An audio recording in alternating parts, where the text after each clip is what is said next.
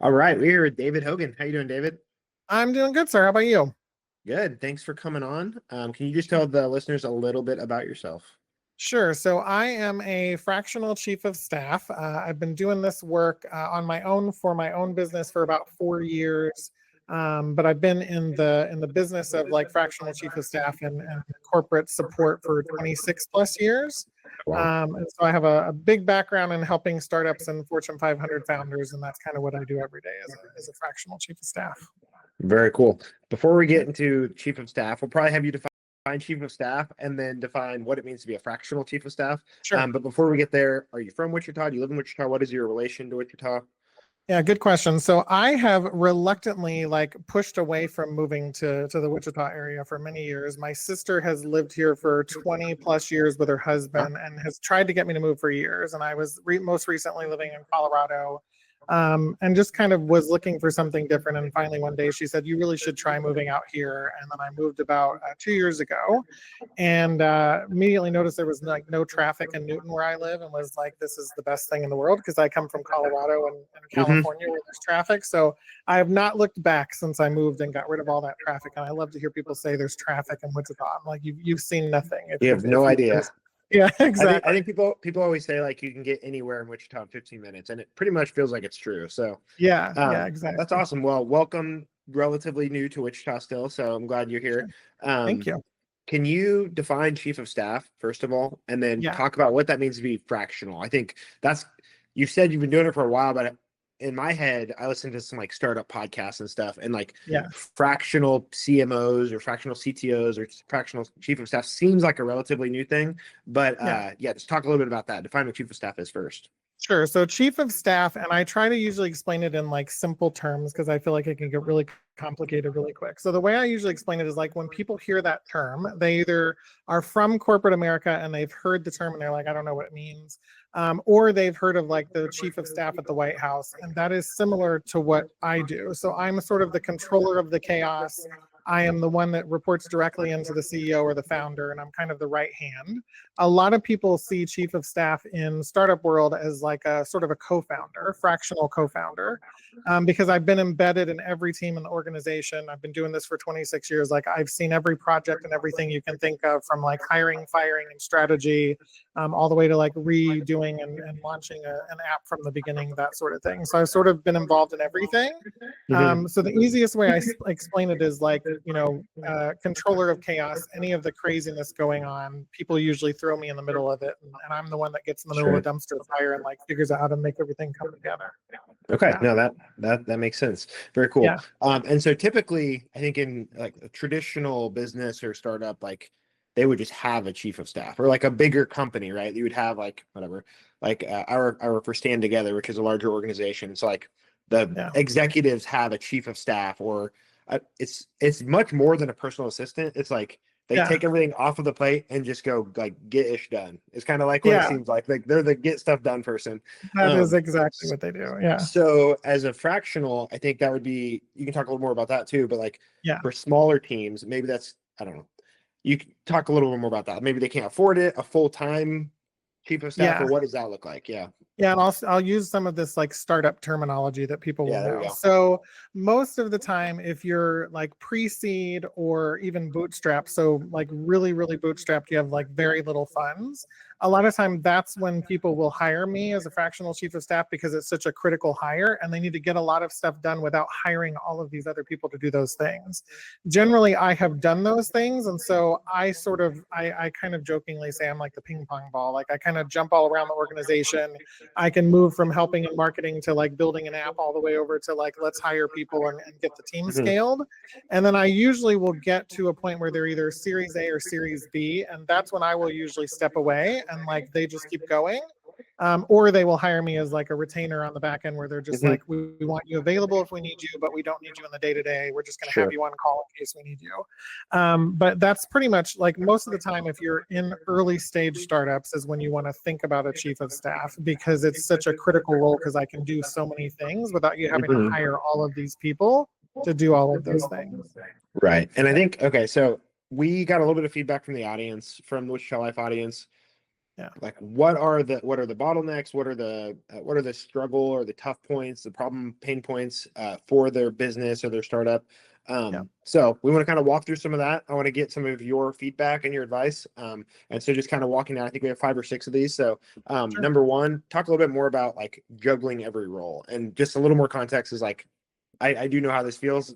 As Yeah. I kind of grow Wichita Life, it started as a social media account. We had it on a podcast. It slowly became actual business. I still have a full-time day job, but as the side hustle grows, it's like I'm still juggling a lot of roles. And like we're looking at our first hire that we're looking at is a social media hire. But why should somebody like me or somebody that's juggling every role look for somebody like yourself? Yeah, and I'll sort of talk as if like you have hired me, like what I Sure. Yeah, typically absolutely. do. So Free yeah, free so as advice a for me since you're on the yeah, pod. So exactly. This is what's going to happen. So normally I have several conversations on the back end with you as a founder, and I try to figure out, I'm sort of plug and play. So I'm trying to figure out like what have you already done in, like, let's call it the pre-GTM phase, and where are you in the GTM phase, or like where are you at all in where you're trying to get your business. And I help to kind of put the puzzle pieces in the right order, make sure that you are following the right path. And then I'm sort of the stopgap that's always like, I'm the one that always drives you nuts because I'm the one that's stopping you from moving quickly. A lot of times I'm the person saying, are you sure you want to do that? Because I've seen 3 other founders do that and it has not gone well.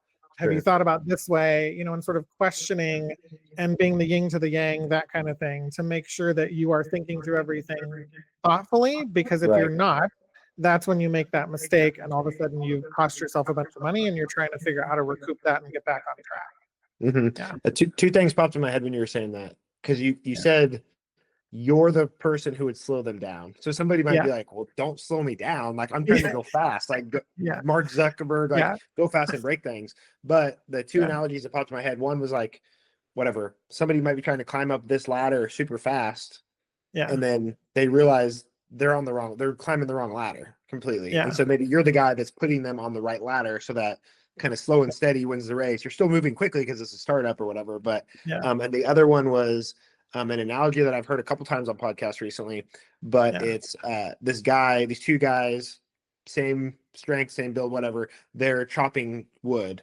And the second one guy, he just chops for 8 hours straight. The other guy chops for 4 hours, and then he leaves for 2 hours and he comes back Comes and back. finishes Yeah. the day out. And then at the end of the day, the guy who's taking the break he's always at further ahead. And so finally the other guy asked, he said, you work less than I do. Why do? He goes, well, I spent 2 hours sharpening my axe. And Yeah. so Yeah. then it's like, no wonder you can get Yeah. more stuff done. So Yeah. anyways, those are what came to my head as you're the guy that sharpens the axe and makes sure and they're on the right ladder. Yeah, and I always say, when I've had those tough conversations with the founders who are like, "You're slowing me down," and I always say, like, you have to think of it from the 30,000-foot view. Everybody knows what they know, and they don't know what they don't know, and it's the don't know that can terrify you and really ruin your business. And so, like, you go online, you do searches, you ask ChatGPT a question, and then you take off running with it. And it's like, yeah, but if that's not right, you've made a bunch of mistakes along the way that are going to cost you money. And then somebody like me has to come behind and like unwind everything.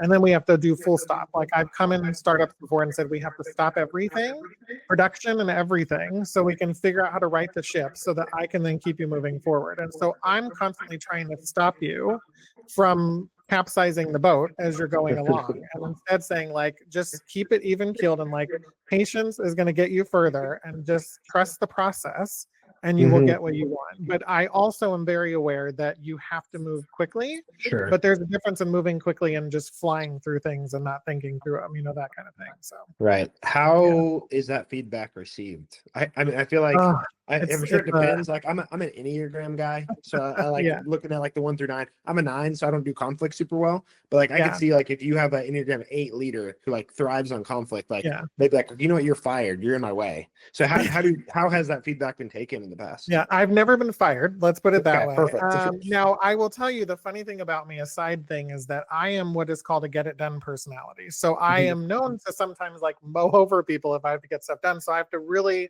dial it back. So I am Yeah, aware of like execution, quick, let's get it done. sure. But generally, when I have a conversation with them, it'll go one of 2 ways. Either they just kind of get it and they're like, hey, I hired you for a reason. That is the Right. rarer of the two. sometimes they'll go, now I'm questioning this hire, but I'm gonna I'm gonna push back at you. And then a lot of times I will sort of let the reins go a little bit, and not to purposely have them make a mistake, but like I will let them go through their process. And then sometimes they'll come back and they go, well, we should have listened to you because we just made like 10 mistakes that you told us we were going to make. And I'm like, yeah, but sometimes you learn from that mistake and you just keep going and it doesn't hurt anything. But it's the ones that do hurt you that worries me. I am the worrier. I have to worry all the time about you as a founder and whether or not you're going on the right path, because my whole job is to make sure that you're successful. And if we don't do that, what's the point of everything, Right. So I try really hard, but the conversations are always hard. Usually they're upset and they're mad because they're like, something's broken. Well, I didn't break it, but I'm trying to tell you, if you keep going, you're going to keep breaking it more, and then they'll back up a little bit and say, okay, let's do David's way and see if it works. So, but I've also been wrong before. So we all have. Okay, the next one is we've touched on it a little bit, but diagnosing the real bottleneck. So how do you help them get out of their own way to remove themselves as a bottleneck, whatever role that might be? Yeah, a lot of times, and I'll say not all the time, but most of the time, when there's bottlenecks, it's because nobody has taken that 30,000 foot view and stripped everything back to the, the shell of this and said, how does everything work? What is the process? And then that's when you find the bottleneck. So usually, again, I am that one putting the brakes on things, saying, let's take a minute. I'm going to come in from the outside. I'm going to ask you a million questions. You're going to get sick of hearing all of these questions. And then at the end of it, I'm going to hand you a roadmap and say, this is the roadmap that we're supposed to be following. And these are the things that you missed along the roadmap that are probably causing things to get, bottlenecked as you go along. Mm-hmm. And the goal is to kind of unwind the hose and get you back on track where you're not getting worse and worse. Mm-hmm. I'll say sometimes the big problem is when they let it go too long where it's bottlenecked, and then I come in and it just takes me forever to dig in mm-hmm. and fix this process and figure it out. But mostly that's, that it's looking at it from a really high level view and saying, okay, what are the processes, what are the steps? And then you can start to dissect, well, what in that step is possibly causing an issue? And you just keep digging and digging and digging until you find that thing. And it's usually some very mundane, random thing that's causing issues. So sure. Yeah. And that makes me think it is better to bring you in earlier to help streamline the stuff instead of bearing on so many layers of whatever that is that it's hard to get to the root issue. And the other thing that comes to mind is something I'm very guilty of as treating Wichita Life as a business. It's I'm so in the business, I'm always writing the email newsletter, doing whatever. It's I don't work on the business as much as I should. I'm always in the business. It's looking at it from a higher level is definitely necessary. Agreed. The next one is systematize and delegate.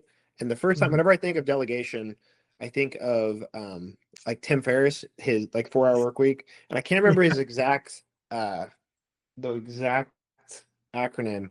I think it's DEAL. It's delegate, eliminate, automate, liberate, I think is maybe what his one is.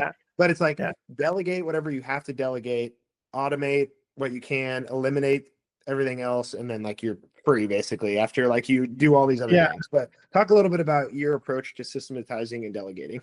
Yeah, so it's funny because I hear this a lot, and I'm gonna give you this free tip, and people hear it and they always think it cannot be this easy, and I'm like, it really is. So all day I get on calls with founders. All day they go, I'm swamped. I don't know what you can help me with. I don't know what to do, and I can't have you jump in. And I'm like, that is not the case. We need to figure this out. So I usually give them an exercise where I say, okay, just today alone, print up your calendar and just write down all the stuff you do throughout the day.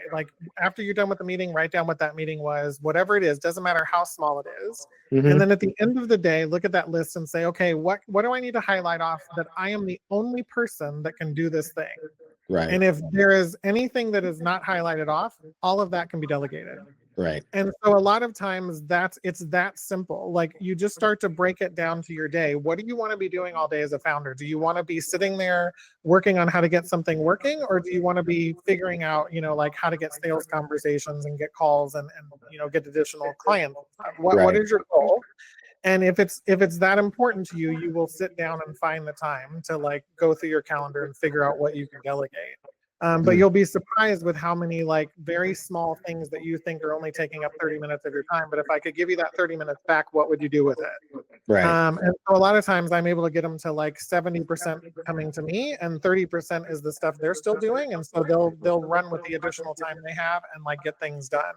Right. But it's all about you can start small. You don't have to figure out every tiny thing that needs to be done. You just need to bring in somebody who knows how to like help you delegate and pull things off of you. And I will more than likely tell you, I'm taking this from you. I'm going to do it, and then we'll see how it goes. And you keep doing your stuff and running your business, and I will take all of that mundane stuff off of your shoulders. No, that makes sense. That makes a lot of sense. And I think that kind of plays into the next one too, that's strategic hiring. So in your opinion, I mean, obviously you've done it a lot and it's kind of what you're doing, but like the first hire would be potentially this fractional chief of staff role. Do you have like, and obviously every business is different, but like, are there any trends that you've seen? Like, okay, you hire like a chief of staff, help take some of the stuff off the plate. Before we kind of get into some other points about this, but like, who would be the next hires? Like, what do you typically see? Is it, what are builders, sales guys? What does that look like? Yeah, and I wish I had like a cool acronym I could use, but I don't. So I'm just gonna say like I always recommend that as soon as possible you hire somebody that can handle the day-to-day chaos, somebody like me. And then usually after that, the next hire is going to be the builder, the engineers, if you need to build a system or you need to build an automation, like I'm probably going to bring in somebody or outsource that to somebody who is much smarter than me. And they're going to figure out how to tackle that. And like, that's your next thing. And then after you have a proven product and you try to get as much of that customer or potential customer feedback as you can to like validate this minimum viable product, then you start talking about bringing in sales teams. And I feel like that's where people miss the mark sometimes, is they bring in the sales teams way too early. And there's either nothing to sell or no proven client, like, ideal customer profile. And so they have nobody to sell to, or they're selling to the wrong customers. So I always say, like, bring in somebody to handle the chaos, then bring in somebody to help build the thing, and then bring in somebody to help sell the thing. Yeah. Sure. That makes a lot of sense. And something I meant to say on the last point was, if you're even just taking off 30 minutes off of somebody's plate, it's never just 30 minutes, because there's always kind of like gearing up for whatever that task is or meeting. And then there's like the mind share of like having that in the back of your head is always like at least equal to whatever the task is, just like the stuff that's bouncing around your head and subconsciously or consciously thinking about. It's like a snowball. It just keeps going and going and going. Yeah. 100%. Okay, so managing runway and financial planning during uncertainty. Can you talk a little bit about that? Yeah, so I always say it's a tough one to answer, because like you're typically a chief of staff, if they had their way, they'd be like, well, why are we trying to build something if we don't have a lot of money? But we all know that is not the reality of what we're in. People are building things and they don't always have a long runway. So I always say, like, getting creative is key. So an example of that is, I have several startups that I've worked with who said, well, we can't get capital right now. The economy is not where it needs to be. And we're just not seeing VCs or anybody else reaching out to invest. And so they'll go the crowdfunding route. And that is a really good way to like get money quickly and get a longer runway by offering up your product that you think everybody's going to eat up, and seeing whether or not they start to invest in it. I've seen people get $1 million returns, and it just kind of depends on what the business is. But like, you can get creative with extending your runway. But the thing I'll say is that when you're building and you have a very small runway, like hiring somebody like me who can jump around, wears multiple hats, is going to keep your costs low. Don't go out and buy, pay for a virtual assistant and pay for somebody to do social media and pay for somebody to do sales. Hire one person that can do everything. That's your Swiss Army knife, and then go from there. Okay, that makes a lot of sense. Very cool. Growth strategies. Now that you've freed up a lot of people, how does that? What success have people seen that you've worked with, and what does that look like? Kind of going from pure chaos, needing help, drowning in all the work, bring you in. What does that look like? The flourishing. What does that look like?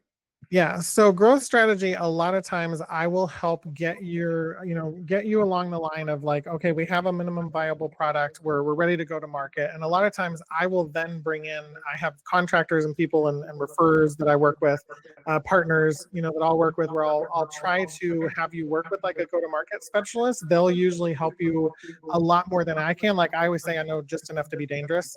But like I will get you in touch with that person. They will figure out what your go-to-market strategy is, and then they push that strategy back to me, and I execute all of those things for you. Hmm. But generally, it's a good time to bring in somebody externally who specializes in nothing but figuring out how to get your product to market the right way. Hmm. I'm getting you ready for that point and then supporting you as that workload starts to come back to you. But you really want to work with somebody who knows GTM and it's just like really, really tight at it. Hmm. And so I have people, partners I work with that I'll usually have help out with that part of the process. Yeah. Very cool. Okay, so Yeah. just to kind of recap some of the main points here. Yeah. Walk through who should work with you. So small, medium, large businesses, whatever.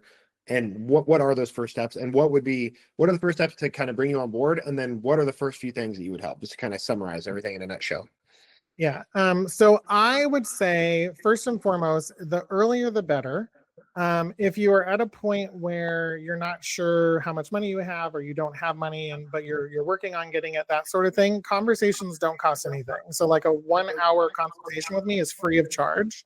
A lot of times I'll have that call with the founder. I'll recommend some things. I'll sort of identify red flags, pay attention for these, milestones in your business. And when you get to that point, you probably want to reach back out to me because that's when the chaos is going to start. Sure. And so we start to figure out what that looks like. And then from there, once you actually work with me, I'll sit down, I'll go through the process of, where are you at your business right now? Let's dig a little bit deeper. Let's start to unload some of those things off your plate. And let's start to create an actual executable strategy for scaling your business where you want to get it. And a lot of cleanup. Like a lot of times that's when we go, well, there's all of these parking lot items that have not gotten done that need to get Right. done. And so we've got to figure out how to prioritize all this stuff. Some of it can wait till later and some of it needs to get done now. And then we sort of create that roadmap and just start executing all those milestones. That's mostly how I do it. Tell me if I missed anything. I just want to make sure I didn't miss any part of that No, question. I think you nailed it. And then I guess yeah, so I think that's great. And I'll definitely link up Throne Consulting. Is there anywhere else we need to link for you? I'll make sure that's is that the main Throne spot? Consulting, yeah, that's a good point. A website is a good starting point. And Perfect. I have the ability for people to be able to schedule a call if they want to do like a free consultation. They can Perfect. schedule right to the site. Yeah. As a kind of a side note, but also related, what are your tips for, I don't know, just being organized? Like, do you have like a tech stack? Do you have like a good process? Because Yeah. like I feel like I have like 10 sheets of paper, 15 sticky notes, a Notion file, whatever, Apple Notes. How do Yeah. you stay organized or encourage people to stay organized? I always say, because I feel like your tech stack can get like really, really complicated really quickly. And that usually hurts a founder. They don't have time. Once you start throwing 15 tools, they're just not going to use those 15 tools. So generally, I try to find out first, is there a tool that you're more, comfortable with? Is it Trello? Is it Notion? Somewhere where you can just throw the information and then like daily, sometimes even hourly or like multiple times throughout the day, we're meeting and talking about like, what are you dumping in there? How do we need to prioritize it? Like my job is to figure out what you're talking about and like how we need to strategize getting that handled, or where to put it on the parking lot. Sure. So for tech stack, I would say focus on what's easy and comfortable for you. But I've found a lot of founders have success with Trello. Todoist is another one. And then Notion is really my go-to. I like Notion because you can do so much in there. And Yeah. so once you decide you want to do databases and all that kind of stuff, you can build it out all in one tool. But if you start to keep it in one tool, if you're lucky, you can keep it mostly there and have that be Yeah. the source of truth. And then your other stuff starts to lead out from there. So my go-to is Notion. Yeah. I love Notion. Yeah, and I feel like it takes a little getting used to. There's a little bit of a like a learning curve, but you can get really familiar really quickly. And just like I said, just dump it in there. Even if you're just putting a note that only makes sense to you, put it in there. Because when I start working with you, I'm going to say, what is this note? What are you talking about? How do we need to prioritize this? Is it important Right. or not? And then we kind of figure out how to work it into the roadmap. Cool. All right. I just have a Yeah. couple kind of Wichita specific questions. So as Sure. somebody that's not from here, Yeah. what is Wichita missing besides the mountains of Colorado? What's Wichita Uh, missing that you wish we had here? that's a good question. I would say, what is Wichita missing? I feel like it's missing more like restaurants that are not the typical restaurants. It's missing like the famous brands. Whataburger, that kind of, like, I'm a foodie. So Sure. Whataburger, all of those are not here yet. In-N-Out Burger, I'm a California guy, so like In-N-Out Burger, if they would finally get one out here, I'd be very happy. But I would say mostly food. Like the food scene is getting there, but I feel like Yeah. it doesn't unfortunately some of the restaurants just don't last, and so there's not Yeah. a lot of Sure. go-tos, but I'd say food. It needs a bigger food scene. Yeah. Okay, that's good. Okay. Two more. One, as an outsider, what is your opinion on Century 2? Oh, Century 2. See, I don't know a lot about that. Is that the one that's at The big spaceship downtown. the big, see, I haven't seen that one yet.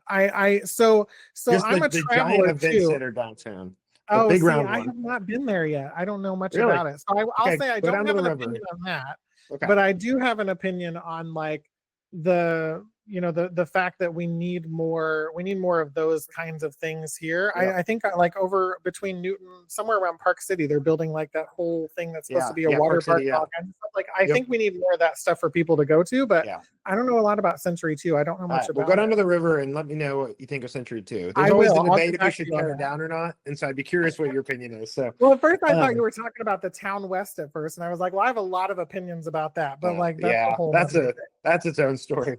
Okay, last question, and I'm curious what you have to say about this again as somebody Yeah. that's not from around here. But what does Wichita mean to you?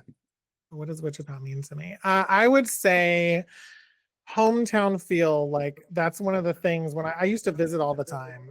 When my sister lived here, I'd come like every couple of years and visit, and I always remember like how laid back everybody is. And it's funny because I'll hear people talk about how people seem stressed, and I'm like, again, you haven't been to California. I don't think you've seen stress, but like it's very laid back. It's very like casual vibe, and I've never been to like a part of the city that I haven't enjoyed. And there are parts, actually, I used to live in like Portland in the Pacific Northwest, and it's funny because a lot of the parts of the city remind me of that. They're very like kitschy kind of neighborhoods, and but just cool coffee shops and that kind of thing. So I'd say like laid back and casual is what I think of. Yeah. Perfect. I love it. Well, David, thanks for coming on. I'm excited to kind of get your story a little bit more out, what you can offer Wichita. We'll be sure to kind of link up your services and everything else. And so if you're founder, employee, entrepreneur, business owner, you need to reach out to David and see how he can help you out. Again, conversations are free, but appreciate it, David. Yeah. Thank you. Appreciate it. Thank you, sir. Bye.